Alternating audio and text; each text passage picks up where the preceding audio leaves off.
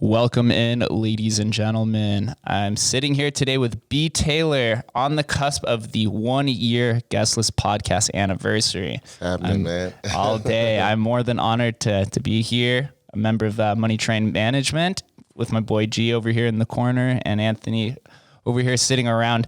B. Taylor is a humanitarian and philanthropist. He's a former Navy vet, best-selling author, multi-award winning producer, writer, performer.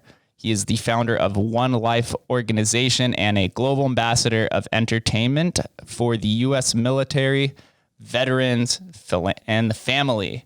I'm sure I probably missed something in there. I know you have a very illustrious career, so thank you for coming on, man. Thank you, Jake. Thank you for having me, man. Glad to be here.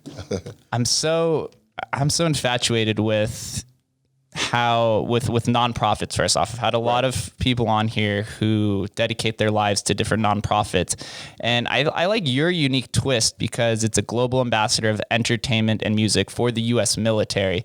Right. To me, that comes off as something that's specifically crafted for you, correct? Right. That's not just something that you kind of like plug in and play. Right. So how does somebody find themselves in this sort of position?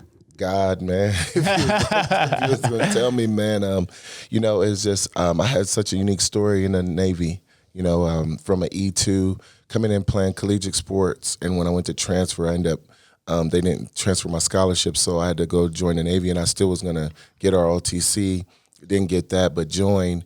So when I was at E2, which is at the bottom, the higher ups knew that I was a former athlete and it made its way up to the Pentagon, to the Secretary of Navy's office. So, I came in, served, stayed squared away, seen a lot, got nominated to play on All-Navy and Team USA basketball team from the SecNav, Secretary of Navy and CNO.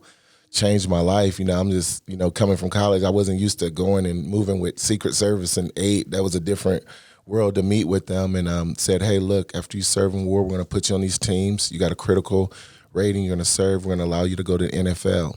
So I was really going to go to the NFL, so they let me choose between being stationed after everything was done in Jacksonville, Chicago, or San Diego because they had teams, and that was where Navy base were. So I chose California. I was like, man, I've already played sports. I'm from Illinois. I'm not going to Chicago. I'm already doing training with Marine Corps and Navy in Florida. I've played here. So I've never been to Cali except for games, so I want to stay there. Never been to San Diego. Go to San Diego, man. Getting ready for the NFL, man. Chargers, with the Chargers going on my temporary duty after war and Chargers. I meet, the first week I'm there, I play at this function to meet Snoop's brother, and Snoop was there. I didn't have no idea, play the piano. Snoop asked me to play for his mom's birthday. Wedding called the bass. I'm up here getting ready in the studio, playing music, getting Snoop and him putting me in the studio, his brother, for his mom's birthday, and I'm going to football, and then I'm at a Navy job. So the bass was like, who the heck? So I had you're all over the place. Right, so I had this crazy thing, and it just kind of, kept going to that, to becoming where I was going to go to football, NFL, and when I got out, ended up meeting the Motown legends, founders of Motown, Pete Moore, Smokey and the Miracles brought me in. Next thing you know, I'm sitting with all these living Motown icons saying, the Miracles saying, hey, you what we look for, want to pass you the legacy. So I go back, the military is at this point in time, they're like, who in the world is this dude with this crazy story? And, I chose, all my guys in sports was like, look, man, you've played sports your whole life, football, but you're never going to work with Smokey, the Motown Miracles, and Pete Moore and Claudette and the Jackson, that you're never going to, Stevie Wonder, you're never going to be able to do anything like that. So I chose that. And it kind of made its way up from the SecNav's office to the chairman, Joint Chiefs, to President Bush, family in office, to then Obama, and then it just kept going. And it kind of was like I became this global ambassador and advocate representing the Department of Defense initiatives, representing all military veterans, first responders, and their families with the many initiatives of the DOD aligned in with my music. So it's been an honor to be with 4 or 5 presidents and performing and meeting and having meetings and, going to sit down with the Secretary of Defense and Chairman's office and press secretaries. And it's like a different world. It's like I got the entertainment world, the next thing there, and the next thing I'm like, man, I'm walking through the halls with the press secretary and this chairman of joint, guests and like this. So it's a great niche. It made me unique, Jake. And I'm just honored to be, out of anything, I'm honored to be that because it makes me so different in music because I've wore the boots, I've went up the ranks, and I just stayed in line with our military, and Department of Defense have been so wonderful to myself and my family. So they said, hey, as long as you stay in line with this, I never forget this, stay in line with what we're doing, we'll always support if the initiatives align in with the DOD. And so I've been honored to work that way. So. Yeah, you're literally embracing 3 very sought after and prestigious positions, right? Like it's so honorable to serve your country. Right. Being a veteran is something that people look up to, right? You're protecting us, but then also to be in the entertainment industry and to even try out for the NFL. Right. That's what a lot of people look to try to do. It's only what 0.1% of 0.1% football athletes from high school or even less even go off to even try out and attempt. Right. So you have such a unique experience that you get to be that middleman. Right. So before we do get into the ambassador position, what football position did you play? So I was a quarterback in high school, and then I played college. I got moved to receiver in the University of Missouri, which is in the SEC. I played football and basketball. And then going to the NFL was a receiver. So, yeah, man, big ups to Junior Seau, really him, rest in peace. He helped me get an agent and got me really to Brad DeLuiso. And Brad DeLuiso, the former kicker of the Giants, he was at Smith and Barney then, and really formulated my stuff with my agency and got me to the Chargers and the Spanos family. So, it was people like that. I look back, I'm like, dang, Junior Seau, I was a Hall of Famer. I'm this kid, met Seau, and then he gets me to Brad DeLuiso, and they formulate this. Sorry about that. You're all good. They formulate this package and send it over to the Chargers, for me with the military. So that's who helped me get the agent and representation. So. Yeah. Along our paths, there's always a few different mentors that we kind of fall under. And a lot of times it's not even intentional. It's just like somebody reached out to you and you identify with them very closely. And you then oftentimes don't realize that person's your mentor until 10 years down the road, and you look back and you're like, wow, Junior Seau he really stuck his arm out for me. He really helped me. Oh, it's crazy, Jake. I look at this dude making tackles, and you look back and, just hate to see how, what happened with him with the TTE, of him, committing suicide. But as a person, man, he was just so cool to take me in. He was military. He loved the military. Brad DeLuiso, to take me. He's this big executive and former NFL kicker for the Giants. He's at Smith and Barney. Here I'm this young kid, in the Navy, walking over in the meet and go, hey, man, this is great. You have the talent. Plus this story with the military. So, I've had a journey. It was tough, but I had some great support systems inside there and the military higher-ups, from warrant officers to reporting to the admirals to the force master chiefs. I just followed what they told me, man, and they supported me. And that's what I tell a lot of people, like, use the military as a place to learning and camaraderie and learn a skill set and a trade and just learn the ethics of teamwork and how to get things done. And I'm so gracious that I went. I don't feel like I would have been where I'm at right now if I'd have just went football out of college and football. That military made me really appreciate life and seeing what we do as a nation and troops and vets that goes on that the rest of the planet has no idea. Yeah, it's pretty easy to identify somebody who has military experience. It's like the manner that you present yourself. It's like very precise. Yeah, it's very gentlemanly or womanly. Yeah. Like there's a lot of manners and accordance that kind of surround yourself. Yeah. So I think that kind of gives you an edge when you go out to evaluate different situations and understand the technicalities of different incorporations of whatever you're putting yourself in, as well as personalities too. Right, Jake. It is. It really works, and then, living in Vegas, even with G6, on my team, I think what's been the difficult thing is because, I have, respect and mannerism that the military teaches. And my dad is a reverend, but he was former military, and our household was like that as well. And, it's not big on like facade that, it's hard for people to recognize that a guy can do all this stuff and not have all that facade and, be 1 minute we're in the studio with Snoop and the next minute I'm performing for the president or I'm with the secretary. It's just two different worlds, and a lot of times they don't understand it. And I think with my management team and living in Vegas and G6, it's just my thing is, look, I represent 1/3 of this population. As an advocate, but I'm in my entertainment is representing the true heroes of this country. And so that even got us through this pandemic. You didn't see military over here, separate veterans over here, and first responders over here. They all came together to get this. You have veterans coming back in who had medical fields, back active duty. You have first responders, and then you had to call up on the military to treat patients, housing people on Navy ships and stuff like this. It was really serious. And so now that this happened, we can't just call on them when we get in trouble. We got to respect. And so my thing with G6, and I was letting the city know as well, is like, when I come, give that same respect. When you see a LeBron James, or you see, Michael Jordan, or you see, you would give the same respect to them in a high level when you're coming to these nightclubs or these casinos, as if it was President Bush. Well, I've earned that title as an African American. I know it's unique being in the music, but I'm here. I've been here, and that they need to give that same respect to A-list for what I represent, and not try to downplay it because I'm not showing up with the whole facade. The most important people don't move like that. They move quietly and humbly, and that's just my mannerisms and what I represent. So every time I'm coming in, give the respect, because I'm representing the best of the best. I'm not coming in just as an artist, sitting down at a table, I'm coming in as the best of the best, who's been with 5 presidents, 5 regimes, a secretary.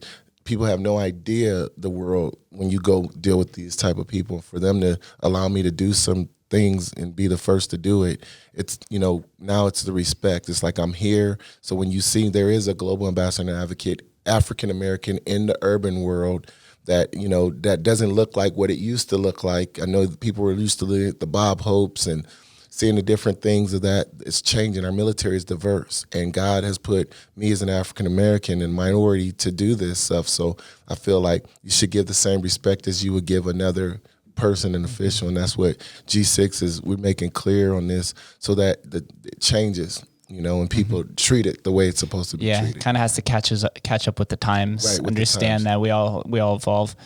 So you're balancing these few different industries to create your own specific niche. Right. We talked about like facades, and sometimes like in either the sports world or entertainment industry, some people put on these different images, and that's actually different from their own personality. Right. Did you have any trouble integrating or trying to stay true to your own character while balancing all of these dabbling in all these different industries? I didn't, at first, I'll never forget, man, when I went to Universal, sitting at the table at the conference room at the Universal in LA, sitting with my manager, I could remember the exec, man. He was like, this is not going to work. He was like, he literally said this to my management team in Motown. He said, being the face or ambassador and advocate for the military and veterans is corny. It'll never work inside the urban pop music. And I'm like, dude, I'm not changing. You guys don't have to sign me then. Like, these dudes laid their life down. I got an opportunity to come out and still have my limbs and be able to be discovered by the greatest artists of all time, of Motown legends, and then go and do these things when the military could have kept me in and not let me do any of this stuff. So I'll take my chances on being corny. And so I'm like, I'm going to be this. And it's been a rough, because trying to change the images of what these entertainer A&Rs and execs, they're so used to signing. If you come into pop, you got to be like this. If you come into rock, you're like this. If you're in the urban and the hip hop, you definitely have to stay in this lane. It's like, look, I'm not staying in a lane. Like, you guys make all this music because of military and veterans. Let's not get it. Without the military and the veterans serving, there's no entertainers traveling all the world. There's no royalties and no shows. Like, it's shut down. And so I'm going to be this. And they have mental health and PTSD. Now it's starting to affect our nation with this mental health. It's affecting artists who have been, we've lost Avicii, some great artists, Mac Mill, losing all these guys, doing drugs, Juice WRLD. Mental health is hitting everyone, and, it hits our nation's heroes. So I feel like the entertainment business, they didn't understand, but I stayed true. I didn't want to have to change myself to be some way in entertainment and then turn around and put this other cap on to go to the Pentagon or go meet with the Secretary of the VA. It's like, no, I can be myself in both worlds. And when everybody come around, if everybody knows me, they know, man, B. Taylor's the music military guy and veteran. It's never wavered. If I'm doing videos or music, military is incorporated. Veterans are incorporated. It's not where you got to look me up and go, man, he's just catching on the bandwagon and he's doing it to get some money. It's me, true all the way through and through. So I just stick to that. And it's so important. So ambassador also carries a few different degrees to it, right? If you're an ambassador, you're like an advocate, Right. You're an activist. There's a bunch of different things. What is your goal as being the ambassador for entertainment and military vets? That we start to, like, corporate America, nightclubs, restaurants, all the business in America should have a military and veteran division. Everyone should hire military and veterans. The nightclubs, corporate America, not just corporate America, banks, restaurants, I don't care, rodeo, whatever you want to, tech companies, because we have an advantage. Like you said, it's a team. You get put in no matter what, and they break everybody down to be on the same level. It doesn't matter. Like, I was a college ball player and an athlete in high school. When you go to the military, man, none of that matter. They don't care. You can play pro basketball. They don't care. Like, you getting into boot camp or whatever your force is, and they break everyone down. And then we all work together and build each other up. And it's no race and all this craziness. Okay, if your bunkmate's from, Alaska and this other dude's from Compton, they put you together and you're going to work together. And if you two mess up and don't work together, we're going to punish everybody. So that groups help everyone to work together, and then they build us up. And so I just wish our country would now start paying attention to it and making sure we shouldn't have homeless vets. Vets, you shouldn't be driving a tank or flying an F-16 or a Navy SEAL or a recon and you come back and be homeless. You know the skill sets you have to do to put an F-16 up and drive a tank, and the precision to be a special operations or combat, some of these military traits. You shouldn't come back and be homeless, but you're homeless is because you're coming back and you're talking to people that don't really truly care and try to help. It's not pushed, and then you have this pride of wearing this uniform, so you don't want to be a burden to the family. You're not going to go back to Jake, who didn't help me when I came back, because he don't know what he's talking about. So I don't want to be a burden to my family. So what do? Start drinking, get on drugs. The VA got me talking to some doctors that's never jumped out a plane, don't even know what you're talking about, put you on these pills.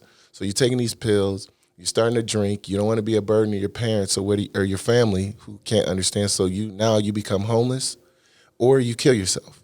That can't be happening to people who are serving the country and doing riskful jobs and working on billions of dollars of equipment. It doesn't make any sense.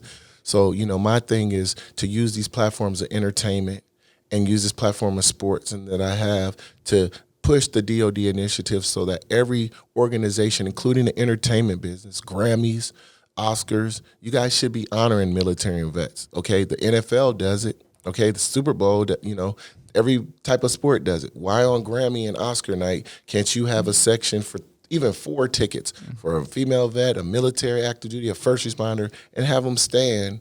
Okay, and say, you guys, we're going to take time. This is Sergeant such and such. This is Major General. This is Doctor such and such for serving our country and keeping us safe and healthy. It takes nothing, because without those people, entertainment, you saw it with this pandemic. You saw it. They couldn't. There was no filming. The world was shut down, and doctors and military and vet were going in, working, trying to save people millions of people were dying. And my family was hit from it. My parents, my dad was deathly ill, my mom sick, 8 people died, and we depended on that. So it's like, don't just do this because it's a facade and we have the Super Bowl and let's give them free tickets, and then when we're all back to normal, let's just change everything. No, it needs to be done. And so that's where I'm putting the gas on the pedal with my team, going, look, I don't care who you are, you're going to respect that vet. Like, I don't care who you are. I don't care if you're a club owner or whatever. If you ain't jumped out a plane and went and looked and went to boot camp, you don't understand. Like, there's a lot of stuff going on. You won't have these clubs. So that's my thing. I think everybody's getting, is I'm putting the thing on where we do it and it becomes a way of life. Just like, everything the nightclubs we do here, it's a way of life going to VIP. It needs to be a way of life that all these clubs can have a month where veterans can get in free or military can get in and have a little section of VIP. Man, I took some troops through my one life, man, to Dre's. It was like veterans, man, all special forces guys. They were all dressed in suits. They had their wives. They were all dressed, because they don't do that stuff, man. They were honored to go. Everyone else, used to tables. But the military, you could see everyone. And the thing I didn't like, but I pushed on it, is when we went to Dre's, and these guys, they had all the girls and the table was supposed to be for everybody sitting down. They knew I was bringing the vets and the troops and the security that was with me, my agents. They was like, see, this is what we're talking about. How these people don't even honor to get a. You should have a section for these guys and their wives. They don't do this. They don't do tables and VIP stuff. These guys are special operations, active duty combat. They don't see nothing like this. So you can have the respect to put them and their wives to sit down. We had to clear it so that they could sit down because it wasn't even set up right. Because again, it's the host and the organization. They don't understand the mindset. They don't understand the and so that's what I'm trying to change, and it was cool after they sat and they found out. Then you had security guards came on, hey man, my brother's Marine Corps right now.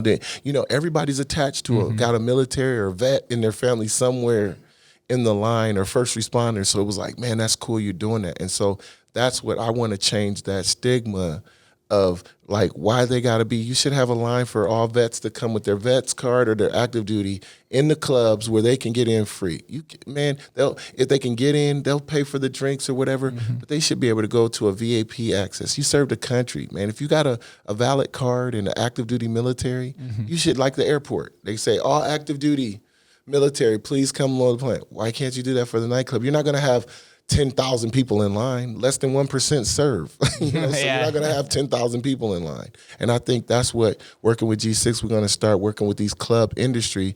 Demand, let's do this. They deserve this, especially through this pandemic. They deserve it.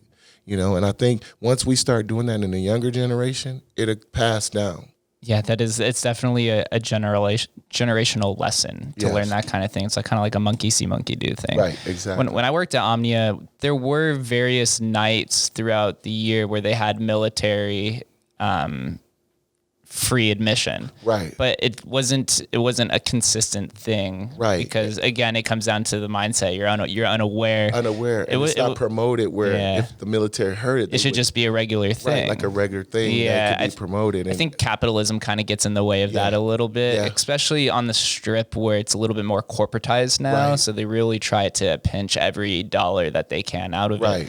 Right. But there are so many other entertainment aspects out here in Vegas, and it's growing. Do you ever come down to the downtown area? There's a lot of comedy shops. Yep. There's even podcast studios down there.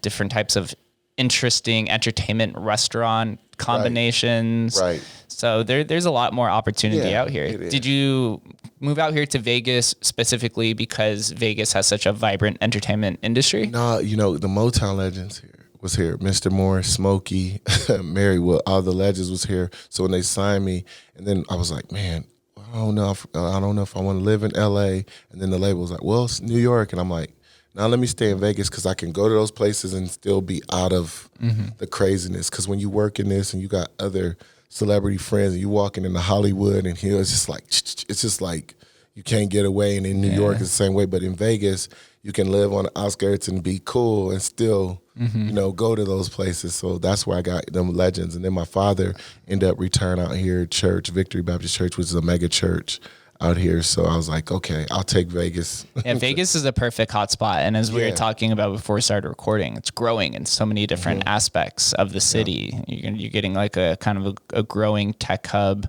in certain areas. VCs are moving out here. A lot of the remote workers who are buying up houses all work for different various tech companies. Right. So there's more opportunity to find different entertainment and integrations. Like we were talking before, that you want to try to partner up with some of these tech companies because you see some sort of way to create a formidable partnership there. Right. Yeah, I do.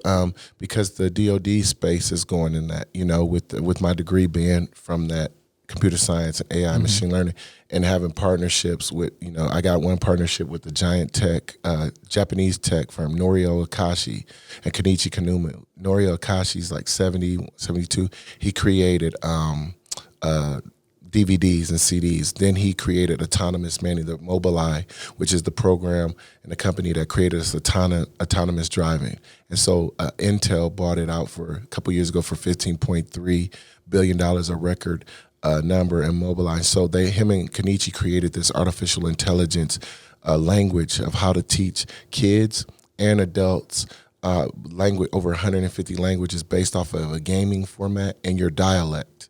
and so because everybody speaks different and you learn different, but if it's trained to your dialect, so they have the patent, so they came to me to partner to take it to the special operations and DoD military first, because special operations has to learn different languages, over 150 languages, whether you're SEAL or recon. So this will keep them to teach it and learn it faster, but learn it based on their dialect. So the DoD was like, heck yeah. And so then when I got the plan on where the next 10 years, I'm seeing a lot of autonomous manning and AI and machine learning. And then when you're telling me that with Vegas, and that's my background, that's a good match, because we can create maybe a system too for military who have the AI and machine learning technical skills in the military. When they become vets, they can work with this funnel with this VC, and a VC startup will get actually on time, ball to the ball, precise. Right? Very precise AI guy who has the military training but has the etiquette, on time, showing up, getting it done. You put something in front of them, it's done early, and that'll help build the company up, because you'll have that military type of skill set veteran coming in already trained in the AI, but with the etiquette of business skill set that the owners and VCs will be like, wow. I wish we had, because if you ever notice companies that have somebody that's military that's running, or a GM, they'll tell you like, yo, this dude's here early. He's on time. He gets everything done, because that's just how the military is. So it'll create a job program, so we won't have homeless vets. So now you can have this skill set that you've served, whether it's 4 years or 20 years, that you've built up. You can put it to use in the community, which will help build the community up and the businesses in the community. Yeah, it seems like military veterans transition very well to ops managers. I've seen that working on the strip the last 10 years. A lot of my former managers between Omnia or the pool were military people, because they understand how to run time management specification. They know how to manage people, because if you're treating everyone the same, then you're not valuing and you're not having these biases towards certain people. And in the Vegas industry, a lot of these jobs kind of have like a political hierarchy on the back end of trying to maneuver. And the bathroom's just right here. You're good. There's just like a hierarchy, especially in the nightclub industry. And so people end up getting stiffed. So I think it's like, obviously ops managing is good, but you want to create that variability for the military veterans. Also, another common position in Vegas is security. Exactly. I think that's kind of by default, because you're like, oh, military guy, you're good at fighting and combating, like you could do that. But you want to have these military guys be able to flex their intellectual ability as well. What you just said too, the DoD has changed. They're changing. It's called the Know Your Mill, #KnowYourMill. #IServe. And basically that is to educate companies and people that there's over 800 jobs in the military. They're not putting you into war and special ops. You have to be into infantry and train to go that. You can be a JAG officer, cook, play sports, AI, computer tech, doctor, engineer. You have all these jobs in the military that make up the military. But for so long, we were just all focused on CNN, the dude in the camels jumping out of planes shooting people. And that's what they want to change with the Know Your Military, understanding this generation, because it's been from 15 to 25. They at least when it was like 1995.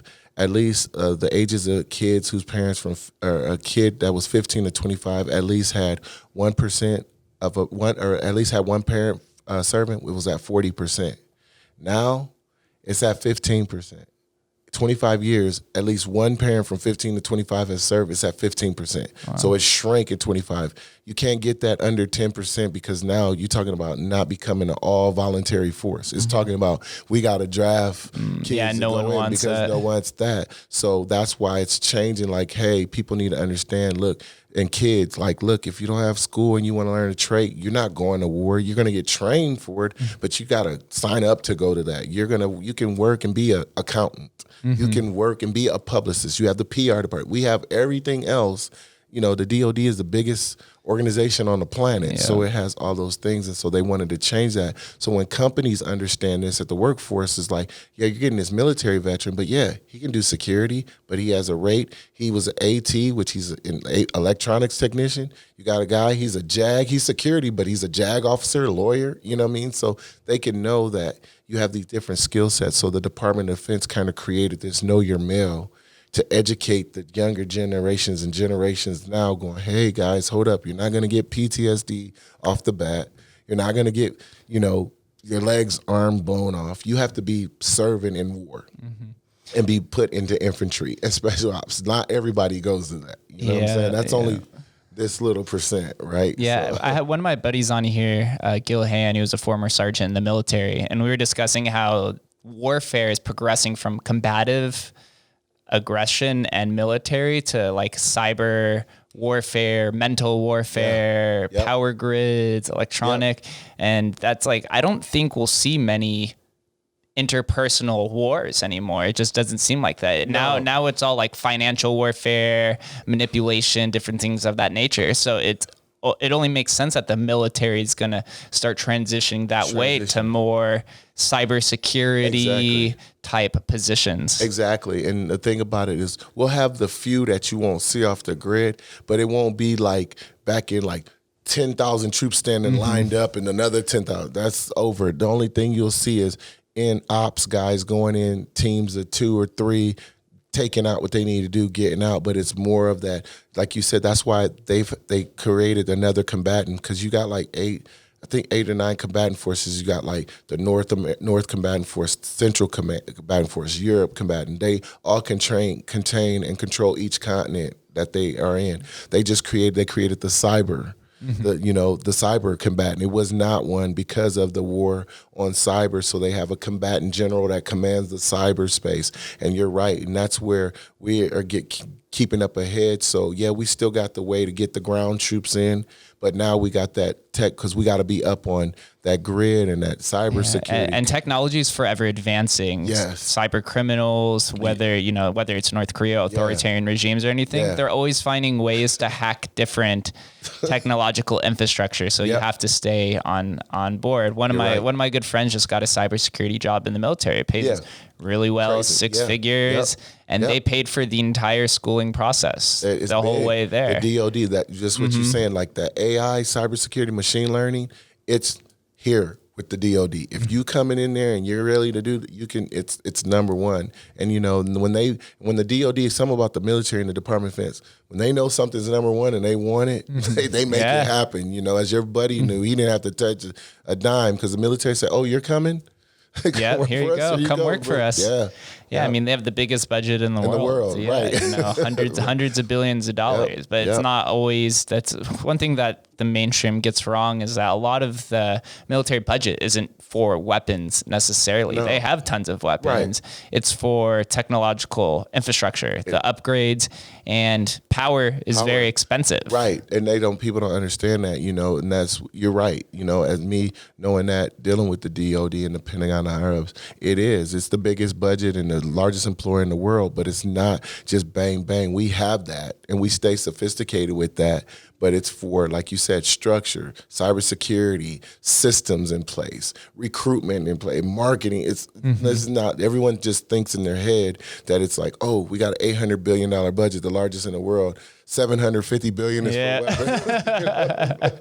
It's like, nah, man, it's not like that. So I just feel like, connecting, and that's why I tell kids and people, like, man, if you don't got any opportunities, you just sit around, go in. You don't got to go to war. Go in and serve. And if you don't want to serve, at least my thing as an ambassador when I speak to kids is serve. Whether you can feed the homeless, you don't have to serve in the military to serve. You can feed the homeless. You can go donate your time to some kids and give some people who are hungry. That's serving. Just go, the old lady down the street that doesn't have anything, you can cut her grass or hire someone to cut her. You can serve in those ways. And I think that's what we have to do more of. We shouldn't be told to serve or do it for like a fame thing. You should just do it. It should become a part of companies and organizations. You don't have to serve in the military to be of service. Exactly. There's so many things that you can do, and that's what I tell kids. If you want to go there, then you can go to the military. It's going to be the best thing. you know, if you use it for your advantage and learn the capabilities, and you're going to serve your country, and you're going to meet some awesome friends that you're going to be friends with for the rest of your life and see stuff. But if you don't want to go there, you still can go to college. You can still work and serve, man. There's people doing worse than you. That's what my pop's always saying. There's always somebody doing worse than you. So just taking 10 canned goods a month from a dollar store, that's $10 down to it, you served and provided food for 10 people right there, you know? So I think if we start educating the high schools and the kids and people and just everyone, man, how are you serving? You don't have to have a lot of money to serve like that. Everybody can get $10. $20. We go to movies, we go to drink. You can take that drink that you pay on the strip. That's $30 or $25 for that Long Island iced tea. You can take that same $25 and go to a dollar store and get a whole rack of canned food and take $25 worth of canned goods that will serve 5, 6, 7, 8, 9 people for that month.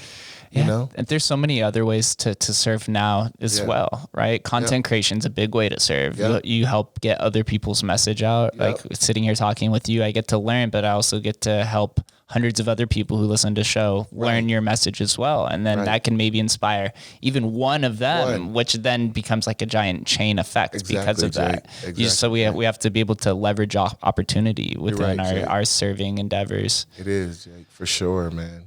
One of your other serving organizations I touched on briefly, One Life Organization, your nonprofit. Can you give us an explanation of what One Life Organization is and the goal? So I created One Life Organization in 2016, and basically what I was doing is I was helping with furniture and homes and, you know, events, and taking troops on a special day where shopping and, you know, paying their bills. It was more easy like that. And then, Congressman Bill Arrakis, who was our vice chairman of the VA committee, he put me on this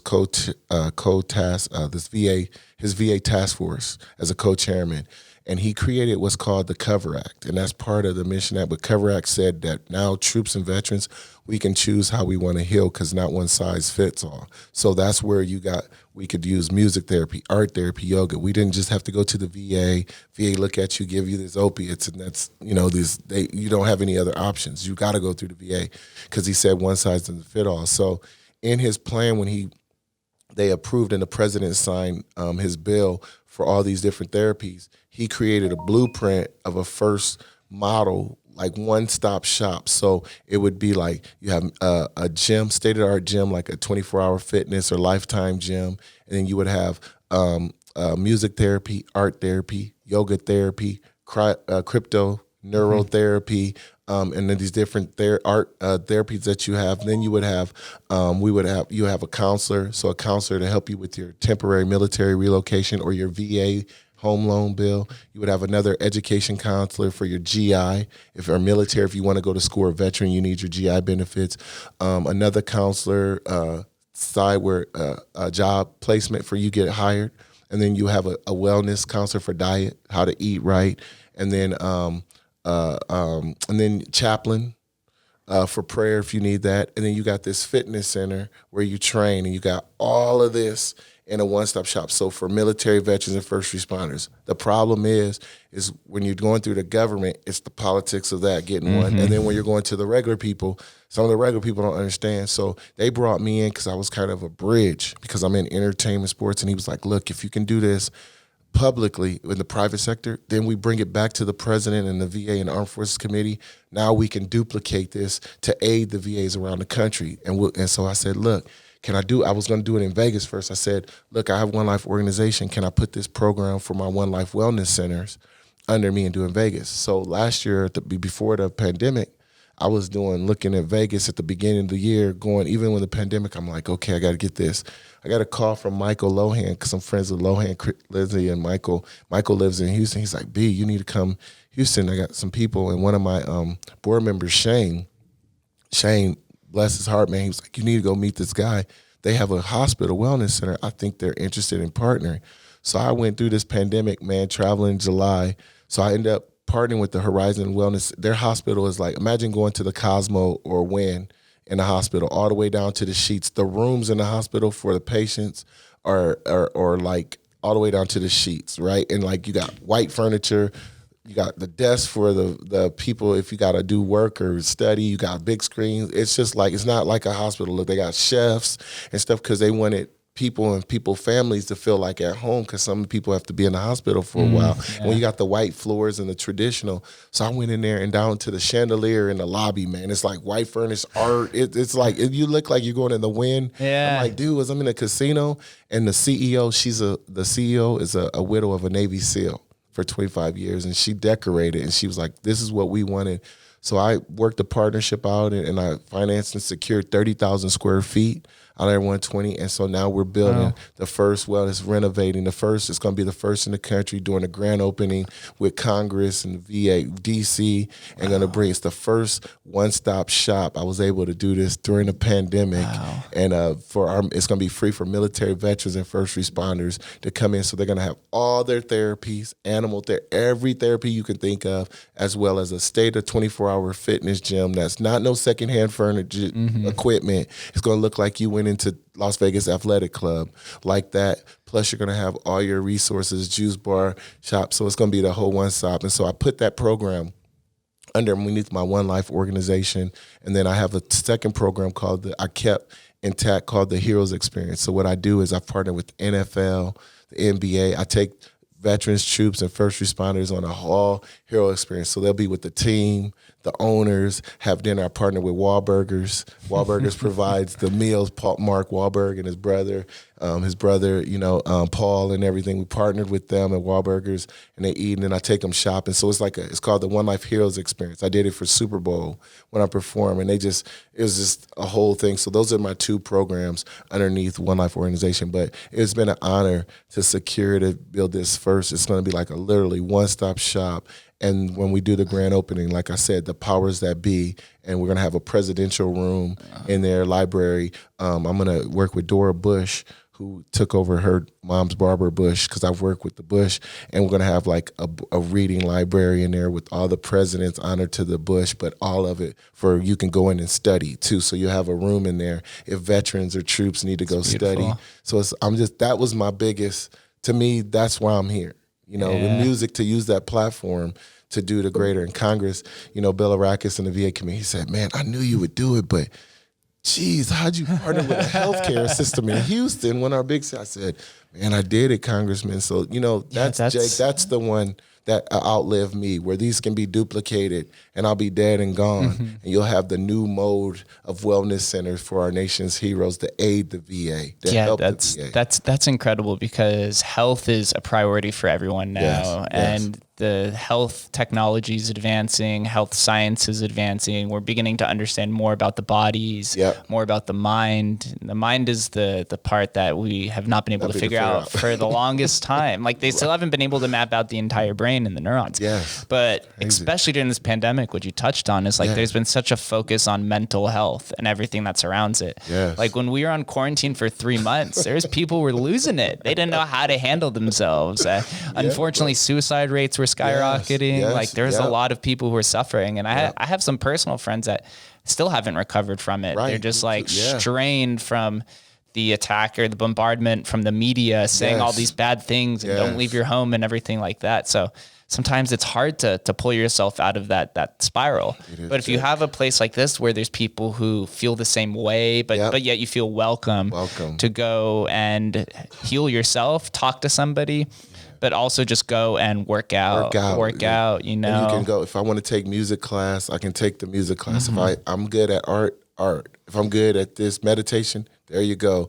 You like animal, you need a dog or an animal to train. Here's our animal therapy. Like, it's just going to be, I'm just so blessed to be able to, it was just a great accomplishment to do this with them. And so, I'm just proud of that. That was, one of my things I did during the pandemic. It's crazy. Craziness can go on, but then something positive can come out of it. Being a part of community is vital to somebody's success or well-being, no matter if it's a 3-person community or a 300-person community. You just have to find one, because now... Jake.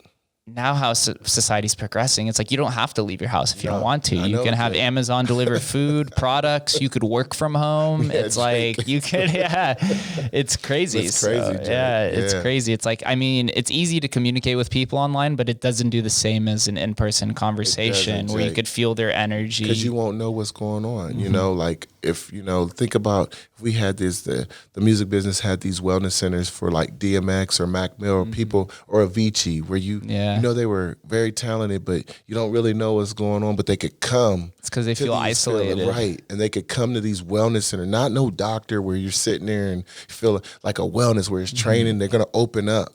Just like military, you don't know, you got trained, but you don't know how his PTSD, his family's knowing. But if he comes and you put him back in the community of other veterans and other people who wear the uniform, he's going to feel comfortable to share. And then he can get, hey man, you could go over here and do this at the art center and go there, instead of like him keeping it up to it's like, dang, he's gone. You know what I mean? Then we try to, well, what happened? Well, there was a bunch of signs, you know, and we don't. So I feel like this model is going to really help connect the civilian community, because civilians know about wellness centers. See, when civilians usually see a veteran or troop have issues, you figure the government has it because he's part of the military. But that's the problem, and that's how we get suicide so high and death and homelessness. But when we have these wellness centers, now you have civilian teachers that are teaching the therapy and the yoga, just like they do regular things. Now they're understanding the troops. So now if that civilian at working at the wellness or people knowing about the wellness center,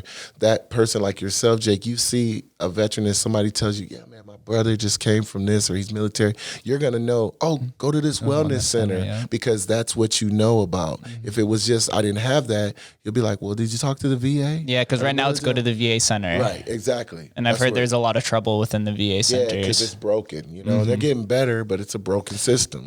They need help. Yeah, it has to be the happy combination of public and private. And this is I have this exact conversation with almost every single nonprofit founder on here. It's like, because the public sector, they supply the capital, but they're so inefficient when it comes to using that capital. And the private sector is very good at optimization. Right. So you have to have that combination, because if not, it just becomes a waste on both ends. It does. So, I'm excited about that. And then, I was going to mention, got a cartoon called Operation One Life.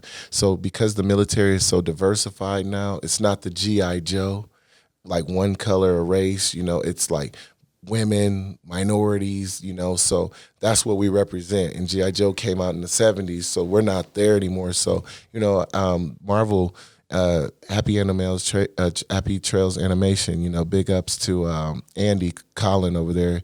He got a hold of my story, met him through the label, through Sony. He's like, man, because he's worked on so many Jurassic World, Tron, all these Marvel stuff. He's like, man, if we could do your thing with your story, you're based on your true story, and be like a military superhero, you would fit because you have all the elements.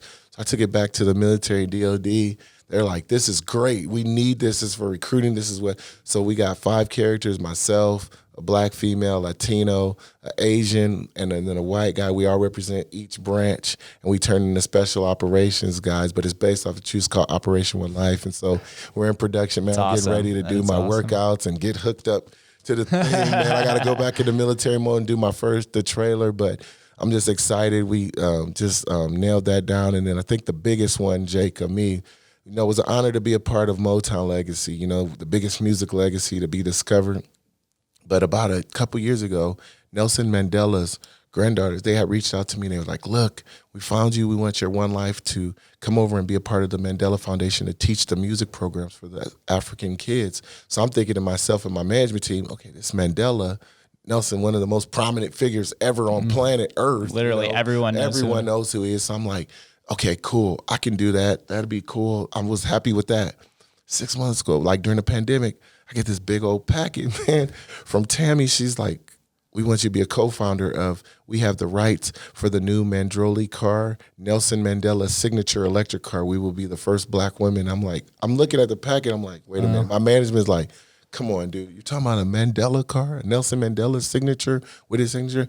Yeah, man. So we I'm getting it, signed the paperwork. The foundation is partnered in it, his presidential foundation. And they became the first 2 black females to own a electric car company like this, and it's their grandfather. It's called the Mandroli, and every car is gonna have Nelson Mandela on it, and we're partnering with the presidential fund. It's probably the most prestigious car on a name that I can think of in the world. So they made me a co-founder of that. That's awesome, man. Congrats. For me to be a part of two, I've read this man and worked on stuff in the history books, in school, and to be able to be a part of Motown and now couple that with the Nelson Mandela, and thanks to Tammy and Deleka Mandela and Tammy Masse, I just really, that was a big accomplishment as a veteran. When I took it to Admiral Kirby in the press, like I've been serving some military, they were like, what in the world? How in the world? I'm like, man, God,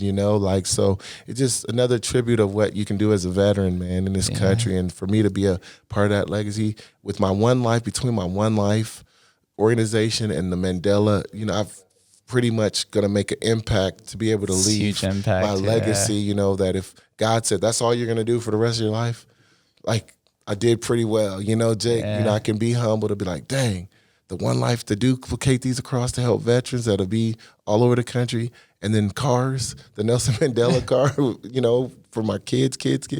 Hey, man, I'm good. So I always tell people, hey, you want to talk about me, man? I'm good, man, because, I feel like I've accomplished quite a bit. You have accomplished a lot. One thing we didn't get to touch on of all your accomplishments, actually, your musical career. I had browsed through your YouTube channel. I saw you had videos with Chris Brown and Ray J. Yeah, man, I've worked. And with there's some videos, that were like 200,000-300,000 views, and Snoop and stuff. How was that career? How important was it to you? What's your thought of the whole ride? Man, it's been great, man, being a producer, artist, man, working with everybody, man. I've been able to work with some great people and have some #1 records, there was one that was a Billboard #1, correct? My one with Paulie Perrette from NCIS, #1, then my Chris Brown, #1, and I've had others as producer, and stuff. Those records had me actually on them, and I produced. So, I've been able just to work with a lot of great people, man. And then this new one I got, We Are One, that was a big honor. I shot during a pandemic when there was no production. The DOD approved me to shoot We Are One, Love Is All We Need with all the branches of the military, the Coast Guard cutter ship, the Tampa Bay Bucks was in the video. Oh, that's awesome. And that was in last August. And then for them to go to Super Bowl and for me to be a part of Super Bowl, this year, and to work with the NFL with the We Are One, Love Is All We Need. We're going to push that message. Everybody's been getting Military's Month next month, and we really pushed it a little after the Super Bowl. But, just being that, working with J. Michael, and now I'm going to do the remake of it with my man Sticks, he's like a Nipsey Hussle in Watts. He's cleaning up Watts. He's a big producer. Everyone knows him. And he was like, man, I said, Sticks, I got to put you on this because the Super Bowl's in L.A. next year, and he's about the kids. So I'm doing an edit in him to put him to the We Are One. And that's what my message is, man, because that was a big honor. The military shut down the production for Top Gun. Here I'm up in August, I'm shooting a multi-big video with camera crew during, at the NFL complex when those guys is in the bubble. We're on all the bases. We're shooting on the Coast Guard in the middle of the Gulf. And I'm thinking, and that's when it was funny, J. Michael was like, dude, who are you? Like, I'm in country music. Like, and J. Michael's has #1, and his close friends is Jason Aldean and Garth. He's with that circle. And he's like, dude, we're moving around on these gates, and they're opening these gates, and you got to shoot in this. I go, dude, I told you, man. I just be following the DOD, man. I'm global. Got little perks, man. So we were able to, pull that, and big ups to the DOD and Homeland Security and VA, and we got first responders in it. That was a big I had already was the first to shoot on the aircraft carrier to Midway, and that was like an accomplishment.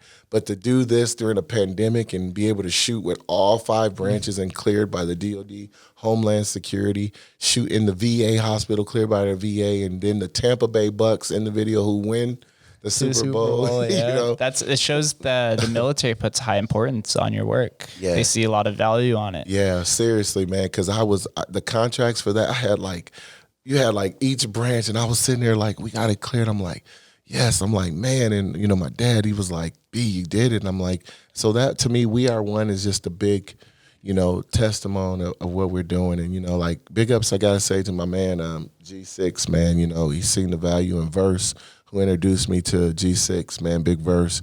And just really what I'm trying to do is, like, I'm here like you, Jake, you know, big ups to you. You've worked really hard at what you're doing and coming from that strip background and really building up the brand here. And it's like, not too many, you know, living here, it's like, to me, it's bigger than just the music. It's about what you use your platforms for. That's what I was about. It's like, yeah, you know, dang, I got a music deal. I'm with Motown. I'm able to have these number ones, get these plaques, go be on Grammy carpets, go do all that. But it's like, nah, man, like, what am I doing? What am I representing? Yeah, how do you amplify your message? How do I amplify my message? So I'm like, man, so if I can amplify the message of 1/3 of the American population that represent the family members, military veterans, first responders, I'm doing a pretty good job. You know, I can have I lived a good life, because people will go, you know what, yeah, he did music, but what his bigger thing is what he did for our nation's heroes and kids with one life, and, you know, the culture of that way. So that's, I think, how I want to be remembered. You know, like, I use my platform for the greater good, to outlive me.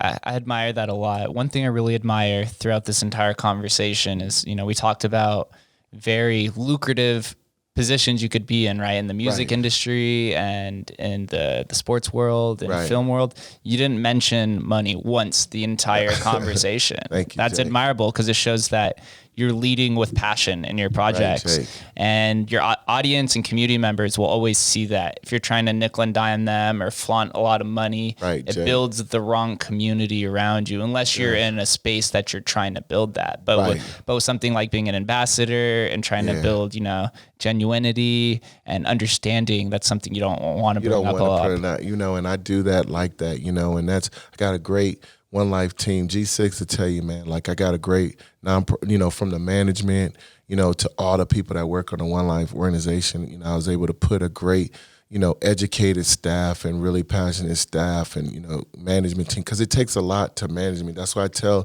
would tell industry people, like, most of these managers have to just manage a music artist or actor. Yes, they're busy, but they're in realms. They don't have to manage them dealing with DOD and military and veteran issues and stuff like that world and governmental world, and then coming back to the music world. And then I'm back through speaking at corporate events. So my management had no blueprint of, like, there was no blueprint. We all had to, even with the Motown legends, Mr. Moore, and we had no blueprint. You know, Mr. Moore was like, hey, we know how to start Motown, which was nuclear, but you have these elements with the military and the DOD and veterans. This makes this very unique. So we didn't have a blueprint. So to my team, we had to build this. There was no blueprint of how you could market a B Taylor from a sports music. It's built specifically for you. For me, right? And so you have to make sure, Jake, you get the right passionate team that believes in that, because when it's not normal like that, it's like, okay, wait a minute, I don't know if I want to do this. So, you know, we've built it, and I kept sticking to who I was, and it was like, you know, my dad always say, you do everything, your fruitions will come. Just use your platforms, do what's right, and keep your palms open and help people and use your platform. Your fruitions they're gonna come. You don't even have to worry about that. But if you don't do that and you just always about money and looking at the fruitions, you're not gonna get to where you have to be. And it's not about money, because you can't take that in the grave. You know, I could be worth $1 billion right now, and if I got sick, Jake, and I'm done, where's that gonna go? Like, I can't take that in my pocket and to the hearse, you know? So it's like, yeah, those fruitions are great, and I've been very successful, but I'm just proud of the fact that I never changed the course. And I always, you know, can say, man, I'm out here doing for our nation's heroes and kids and families and stuff. And I think by me doing that, then like you said, I don't have to change who I am. And if you want to be a part, great. If you don't, like the military, I'm like this, and my whole thing: move, follow, lead, follower, get out the way. That's just how we roll with military. And you're a sergeant we can put us all together. Hey, you with us? You gonna lead us? You gonna follow us, or just move? You know, and that's how I've been in my whole career. Like, whether it was entertainment, didn't get it. Okay, cool. You're not the only entertainment person. You'll catch up with us later. You know, like, so that's just how I roll, Jake. Yeah, that's leadership capabilities. I really admire that. I've one final question for you, Jake, before we get out of here. Same one to everyone. What does Las Vegas mean to you? Man, you know what? Las Vegas, man, you know, I know they call it Sin City and all this, but Las Vegas, to me, it means, you know, opportunity. You come here, opportunity, and change. You can bring change here, an opportunity. That's what it means to me. You know, things are set up differently in Las Vegas. You know, Jake, you worked in the nightlife, but one thing you can, if you got a heart and you got passion and desire, because I did it. You know, like having the keys and having a governor proclamation and getting a governor proclamation in a dispensary. Like you would never get a governor proclamation in your day inside of a dispensary. Only in Las Vegas. You know what I'm saying? Like any other political or government thing, a dispensary. Are you kidding me? That's like at the governor's house or at the, you know, city hall and stuff. I was able to get it through. And so if you have passion and you have desire and a work ethic, you know, and really work, Vegas, you can come here. There's so much going here. You can implement and make change. Vegas is for opportunity and change. That's what it represents to me, Jake. And I'm quite sure you know that. Look what you're doing. Yeah, look at you, bro. The beautiful part of Vegas is you can really be whoever you want to be. Vegas has so many specific positions and opportunities that aren't presented in any other city because of the Strip, but also the migration of diversity out here. Jake. Yeah, so you can really meld and be whoever you want. Right, Jake. Where do I send all of the listeners and viewers to learn more about you, follow any of the endeavors, any mentions, anything like that? Yeah, man, they can go to B Taylor Official. Is on my social media, Facebook, Instagram, btaylor.com. You can Google B Taylor. B Taylor Official for Spotify. We'll be here, and I'll keep doing stuff. Got some great stuff coming with, you know, Flow Riders team, my man, Du Brown out there, Shotgun, and the whole Strong Arm team and other things working on with Ray J and Puff, you know, and stuff. And then, of course, me and G6, you know, working with my team and in Vegas and just all the time, Jake, just trying to be a positive light. You know, I'm not perfect. I made mistakes. I'm not perfect, but it's not how you start, it's how you finish, man. So could not put it any better. B Taylor, this was an awesome conversation. Thank you. Like I mentioned, I admire your genuineness and your compassion for veterans and for the entertainment industry, for our youth, and also you're able to understand where technology is headed, where society's moving, and you're not stuck in this like the old traditional way of thinking. Right. So for sure, Jay. It's very noble. Thank you for coming on, man. Thanks, appreciate Jay. it. I'm glad I could have you in my corner. Thank you, Jake. Thank you guys for listening, and we'll catch you next time.